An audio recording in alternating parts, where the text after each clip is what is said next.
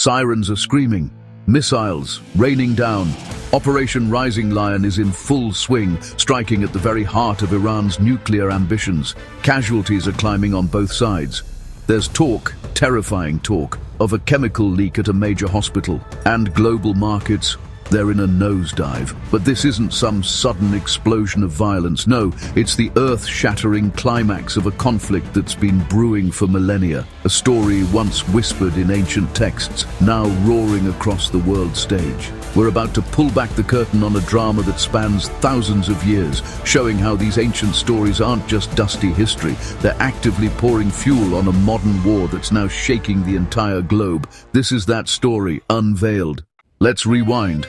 Our story starts in ancient Persia, what we now call Iran. For centuries, even before the time of Christ, a prominent Jewish community thrived there, especially after the exiles from Assyria and Babylonia. You might know about Cyrus the Great. Around 539 BCE, this Persian emperor famously let the Jewish people return to Jerusalem, even helping them rebuild their sacred temple. It's right there in the book of Ezra, a truly foundational moment of, believe it or not, Jewish-Persian goodwill. But even in this huge empire, shadows stretched long. Take the book of Esther, a vital story in Jewish tradition. It tells of a Jewish queen, right there in the Persian court, who bravely stopped a plot to wipe out her people. This story, celebrated every year during Purim, really shows you the tightrope walk Jewish people faced in Persia. Vulnerable, yes, but also incredibly influential. It's a piece of history that still echoes today. And then you have biblical prophecies like those in Ezekiel mentioning Persia in connection with Israel's destiny. Some people look at today's tensions and see those ancient words playing out. Of course, scholars still debate exactly what they mean. Fast forward a few centuries. The rise of Islam in the 7th century completely redrew the map, bringing both Persia and the lands of ancient Israel under new leadership. Then came a really key moment, the 16th century. The Safavid dynasty took power in Persia and made Shia Islam the state religion. This move cemented Iran's unique religious identity, something that would deeply shape its politics and eventually its relationship with a future Jewish state, centuries down the line. Those old connections, once defined by kings and common ground, started to shift, weighed down by new beliefs and changing empires. Jump ahead again, this time to the 19th and 20th centuries. The world was changing and fast. The Zionist movement was picking up steam, and then in 1948, the State of Israel was born. And in those early days, something pretty surprising happened. Iran, led by the secular Pahlavi Shahs at the time, didn't just recognize Israel, they actually built friendly ties. They worked together on military matters, shared intelligence, and even partnered on big economic projects, like the Eilat-Ashkelon oil pipeline. For Israel, following its periphery doctrine, Iran was a key non-Arab friend in a mostly hostile neighborhood. It was a practical partnership, a world away from the bitterness that was to come. Then came the earthquake, the 1979 Iranian Revolution. Ayatollah Khomeini's Islamic Republic completely flipped Iran's view of the world. Suddenly, Israel was branded an enemy of Islam, and all diplomatic ties were cut. What came next? Decades of rising tension and outright hostility. Iran started throwing its weight behind anti-Israel groups like Hezbollah and Hamas, sparking a long, bloody proxy war that spread across the Middle East.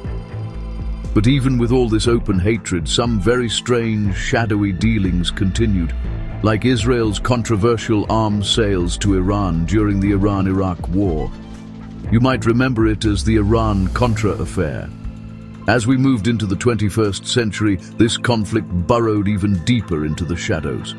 Think cyber attacks, like the Stuxnet worm that hit Iran's Natanz nuclear facility and the alleged assassinations of Iranian nuclear scientists.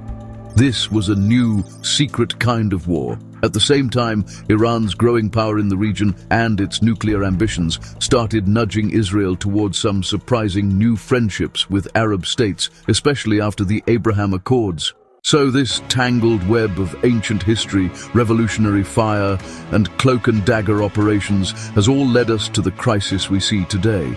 If this journey through time has you thinking, make sure you subscribe and hit that bell icon. That way, you won't miss out as we unpack more of the events shaping our world. Things had been simmering for years, but in 2024, the conflict finally boiled over, dramatically. It started when an Israeli airstrike in Damascus took out high-ranking Iranian commanders. Iran's response. In April, they unleashed a massive, unprecedented wave of drones and missiles at Israel. Israel didn't wait long to hit back, targeting Iranian military and nuclear sites. This back and forth shattered decades of carefully walking a tightrope of ambiguity, and it set the stage for June 2025. Then, in a devastating escalation, Israel launched Operation Rising Lion, a huge offensive aimed right at Iran's nuclear facilities like Natanz and other key military bases. Iran's payback was swift and brutal. Waves of missiles slammed into Israeli cities, causing heavy casualties. Tragically, one of those missiles hit the Soroka Medical Center in Beersheba. Many were injured, and terrifying rumors of a chemical agent release began to fly. The world watched in horror. The US, UK, France, and Jordan stepped in, intercepting Iranian missiles to help defend Israel. Global oil prices shot up, airlines rerouted flights, and reports started trickling out about fuel shortages inside Iran itself, a harsh reminder of just how far the ripples of this conflict can spread. So what's really feeding this fire? It's a dangerous mix of factors that run incredibly deep. For the Islamic Republic of Iran, its ideology frames Israel not just as another country, but as an illegitimate Zionist regime, a core threat to Islamic values. On the flip side, Israel sees Iran as a relentless backer of terrorism and a dangerous power in the region, absolutely determined to destroy it. But it's not just about ideology. There's also a bitter struggle for power in the region. Both nations are fighting for the upper hand across the Middle East, backing different sides in conflicts and constantly trying to out-arm each other. And right at the red-hot center of today's conflict, Iran's nuclear program. Israel is dead set on stopping Iran from getting nuclear weapons, something it sees as a threat to its very existence. So, as you can see, the conflict between Israel and Iran is anything but a simple, modern disagreement. It's a story with so many layers, where the whispers of Cyrus the Great and Queen Esther can almost be heard beneath the roar of fighter jets and the paths of missiles in 2025. From ancient prophecies to modern proxy wars, from a time of Persian tolerance to today's revolutionary fire, this epic drama is now playing out on a terrifyingly real stage with devastating results. The fragile balance of the Middle East, and really global stability, is hanging by a thread, all because of a conflict where ancient history and modern warfare are tragically and dangerously tangled together.